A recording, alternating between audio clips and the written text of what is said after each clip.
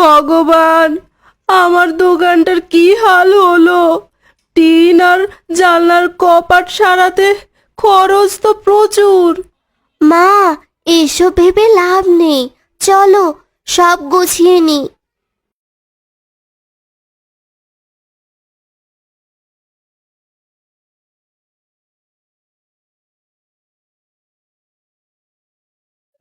কি হলো মাধবী? জানালাটা এভাবে কলা পাতে দিয়ে ঠেকাচ্ছ কেন? আরে গোপালদা, তুমি এখানে? কাল যা ঝড় বৃষ্টি হলো, তাই আশেপাশে দেখতে বেরোলাম কোনো ক্ষয়ক্ষতি হলো কিনা। তা তোমার দোকান ঠিক আছে তো? ভগবানের দয়ায় তেমন কোনো ক্ষতি হয়নি, তবে ওই জানলাটা একটু ভেঙে গেছে। আর ওই দেখুন, দোকানের চালটা ঝুলে রয়েছে। জানলাটা তো আপাতত কোনোভাবে ঠেকা দিয়ে রাখলাম, কিন্তু ভাঙা টিনটার যে কি করি! ও হ্যাঁ, তাই তো। তুমি দোকানের বাকি জিনিসগুলো ঠিক করো, আমি আসছি খানিকক্ষণ পর, দেখি কি ব্যবস্থা করা যায়। তোমাকে কি বলে যে ধন্যবাদ দেব গোপাল দাদা!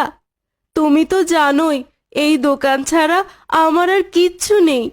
ওই দোকানটা কিছু হলে আমার মেয়েটাকে নিয়ে কিভাবে যে থাকবো! জানি জানি, মহেশের মৃত্যুর পর এই দোকানে যে তোমার শেষ সম্বল। তোমার দোকানটা ঠিক না থাকলে আমরা গ্রামের লোকেরা বিরিয়ানি কোথায় খাবো বলো তো? তোমার হাতের বিরিয়ানির যা স্বাদ! হা হা, পূজামাও দেখছি সব কাজ শিখে গেছে। পূজাকে তোমার মতো রান্না শিখিও। সত্যি বলছো? আমি সব পারি গোপাল কাকা, তোমাকে একদিন রেঁধে খাওয়াবো। আচ্ছা ঠিক আছে মা, আমি যাই এখন, বুঝলে? দেখি খগেনকে পাই কিনা, আর টিনটা ঠিক করে দেবে।